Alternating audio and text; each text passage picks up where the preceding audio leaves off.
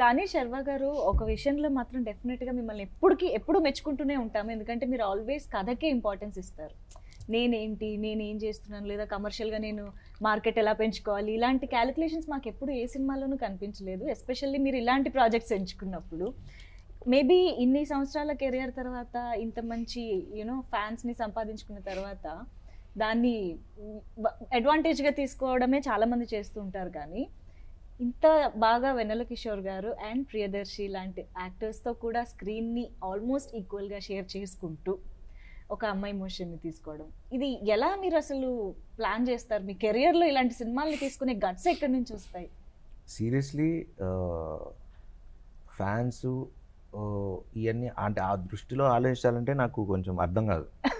Because నా సినిమాలు లేకపోతే నన్ను చూసేది cinema fans. That's what I believe in.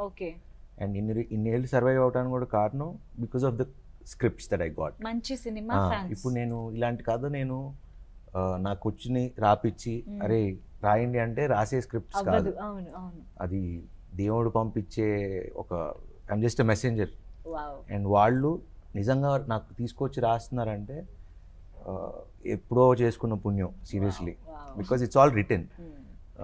A cinema చూసినా నాకు ఇన్ని filmography, I feel that I can say so many films in my career చెప్పుకోవడానికి. అది చాలా అరుదుగా ఉంటుంది.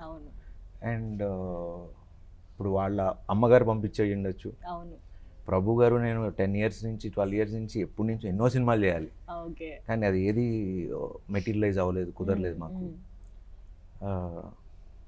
ఇలాంటి స్క్రిప్ట్స్ రావటం అనేది నేను చేయటం అనేది గొప్ప విషయం కాదు, నాకు రావటం అనేది గొప్ప విషయం. సో ఇలాంటి డైరెక్టర్లు ఉన్నంత వరకు, ఇలాంటి ప్రొడ్యూసర్లు ఉన్నంత వరకు థ్యాంక్ యూ, సేఫ్, హ్యాపీ.